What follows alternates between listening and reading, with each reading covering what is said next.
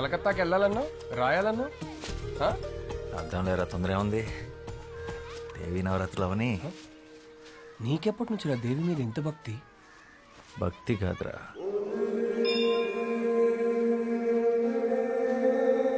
ప్రేమ. అలా వినోదిని అనే దేవదాసి తన 100 ఏళ్ల జీవితాన్ని గుడిలో సౌభాగ్యంగా గడిపి చివరికి స్వర్గాన్ని చేరుకుంది. అయితే మీ వినోదిని తన జీవితంలో గుడి దాటి బయటికి ఎప్పుడు వెళ్ళలేదా? లేదు. ఎందుకు? ఒక దేవదాసి దేవుడి సన్నిధి దాటి బయటికి రాకూడదు, అది శాస్త్రం. ప్రపంచం అంతా దేవుడి సన్నిధే కదా, బయటికి వస్తే తప్పేంటి? పాపం వినోదిని మీ దేవుడు సృష్టించిన ఈ అందమైన ప్రపంచాన్ని చూడకుండానే వెళ్ళిపోయింది. 100 ఏళ్ళు దాసిలా కట్టుబాట్లతో బ్రతకడం కన్నా ఒక్కరోజు స్వేచ్ఛగా మనిషిలా బతుకుంటే బాగుండు.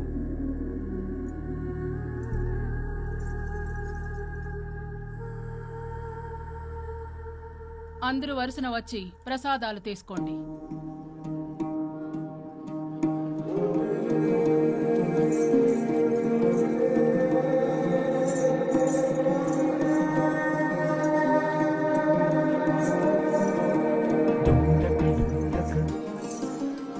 రాత్రి 10 గంటలకు దక్షిణ ద్వారం. నీకోసం ఎదురు చూస్తుంటాను.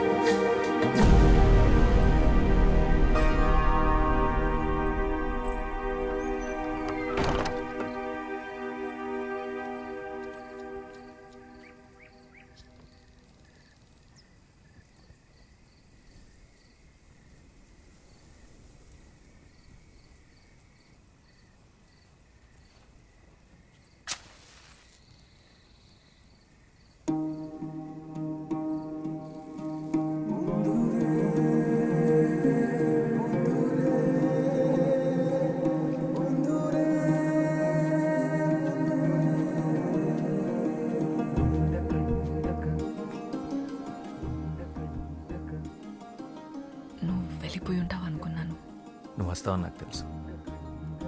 నేనేం బయటికి రావాలని రాలేదు. నువ్వు నిజంగా వచ్చావో లేదో చూద్దామని వచ్చాను. సరే.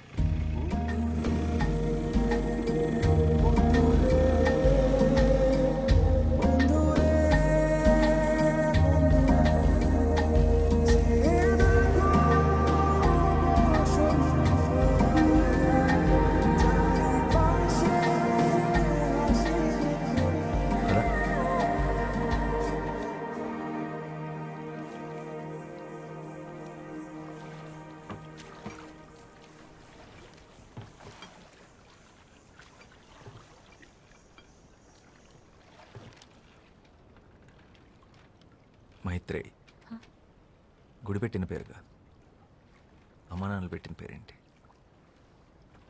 వాళ్ళు ఎప్పుడైనా కలిస్తే అడిగి చెప్తానులే.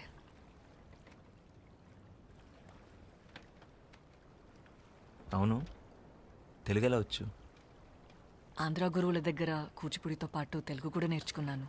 తెలుగే కాదు, భరతనాట్యంతో పాటు తమిళ్, మోహినియాటంతో పాటు మలయాళం, ఒడియా, అసామీస్, సంస్కృతం కూడా వచ్చు. పడవ నడపడం వచ్చా? రాదు. నేను నేర్పుతాను.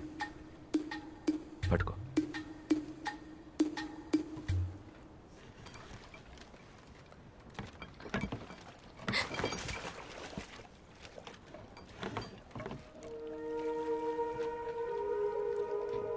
ఈ సృష్టిలో ప్రతి పని రెండు విధాలుగా చేయొచ్చు. ఒకటి భయంతో, రెండు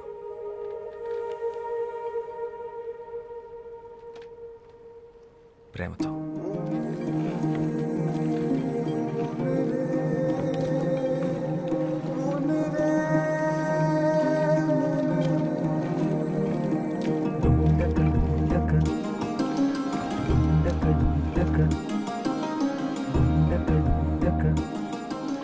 నువ్వు నాట్యం చేస్తావే అలా.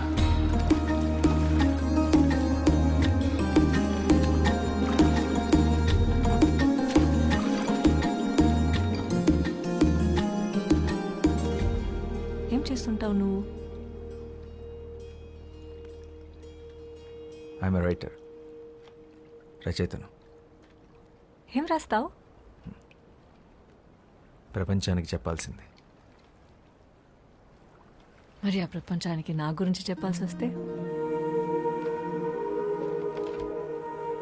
పాలబుగ్గలు, పసిడి చాయన పసుపు పూతగా వించిన తను, భయంతో బెదిరే పసిపాప కన్నులు, తెరచాప వంటి కురులు, శరీరం ఒక గుడి శిల్పం, నాట్యంలో నెమలి, కన్న ప్రేమని కూడా ఎరగని కన్యత్వం,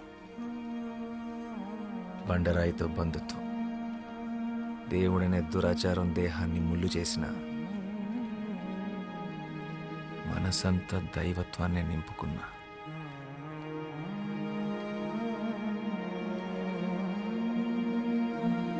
అమ్మో, తెల్లవారిలా ఉంది. నేను వెళ్ళాలి. నన్ను తీసుకెళ్ళండి. మీతో మాట్లాడుతుంటే అసలు సమయం తెలియడం లేదు.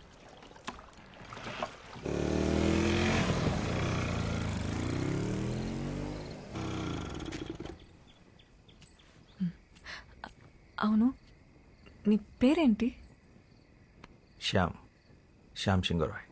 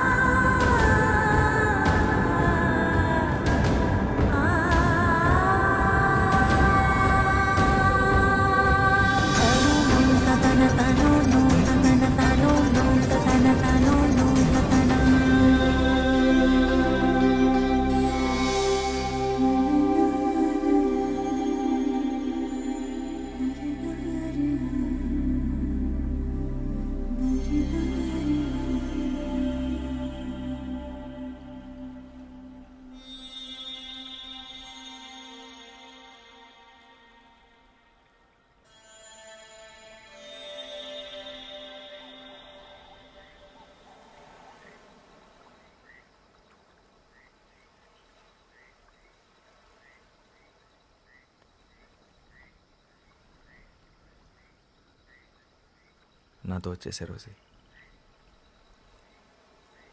రోజు వస్తూనే ఉన్నాగా. ఇలా కాదు, ఈ బతుకు నుంచి బయటికి, నా జీవితంలోకి నాతో పాటు కలకత్తా వచ్చేసి మనం పెళ్లి చేసుకొని ఒక కొత్త జీవితాన్ని ప్రారంభిద్దాం.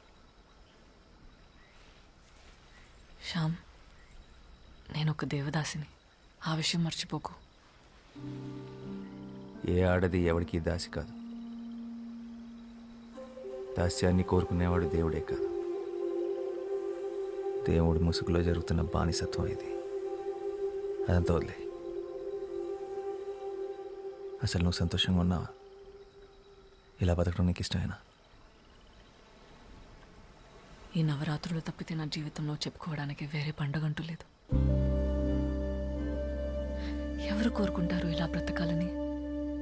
ఆగమాలను అనుసరించి కర్మాన్ని సరిపట్టుకోవడం తప్ప. ఆత్మాభిమానం కన్నా ఏ ఆగమం గొప్పది కాదు. తప్పని తెలిసాక దేవుణ్ణైనా ఎదిరించడంలో తప్పే లేదు. వీరికి వాళ్ళే కర్మ సిద్ధాంతం మాట్లాడతారు. ఆయన నీ విలువ నీకు తెలియపోతే ఎలా? రెడిక్యులస్. నా విలువ ఎంతంటే ఏం చెప్పమంటావు? ఒక్క బస్త బియ్యం కోసం కన్న తల్లిదండ్రులే గుడిగాటికి కట్టేసిన ప్రాణం నాది. ఆ గుడిలో ఒక శిల్పం వెలకుడు నేను చేయను. కన్నవాళ్ళు కొన్నవాళ్ళు నిర్ణయించేది కాదు నీ విలువ. నువ్వెంత అనుకుంటే అంత, నిన్ను నువ్వు నమ్మినంత. నేను బయటకు వచ్చి బ్రతకగలనా? గుడి దాటి బయటకు వస్తే ఈ సమాజం నన్ను ఒప్పుకుంటుందా? చెప్పు. ఎంఎస్ సుబ్బలక్ష్మి పేరు విన్నావా? ఒకప్పుడు దేవదాసి, ఇప్పుడు పద్మభూషణ్ అవార్డు గ్రహీత. భరతనాట్యంలో భారతదేశంలోనే అతి గొప్ప డాన్సర్ బాల సరస్వతి. దేవదాసి కుటుంబానికి చెందినదే. ఎముకలతో నిండిన ఈ దేహాన్ని నదిలా కదిలించగల నాట్యకళ నీలో ఉంది. నీకు నేనున్నాను, ఉంటాను. నీకు నచ్చినట్టు నువ్వు బతుకు. ఎవరికి భయపడాల్సిన అవసరం నీకు లేదు. రేపు విజయదశమి, నీకోసం ఎదురు చూస్తుంటాను. ఈ నది దాటితే మన కోసం మరో ప్రపంచం ఎదురు చూస్తుంటుంది.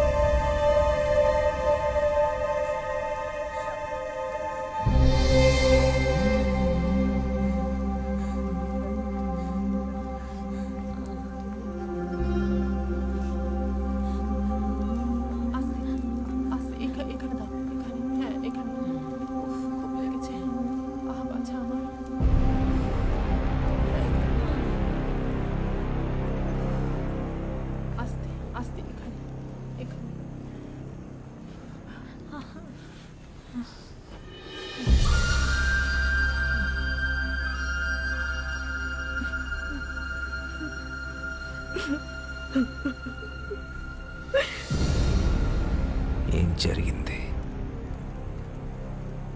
কি হলো?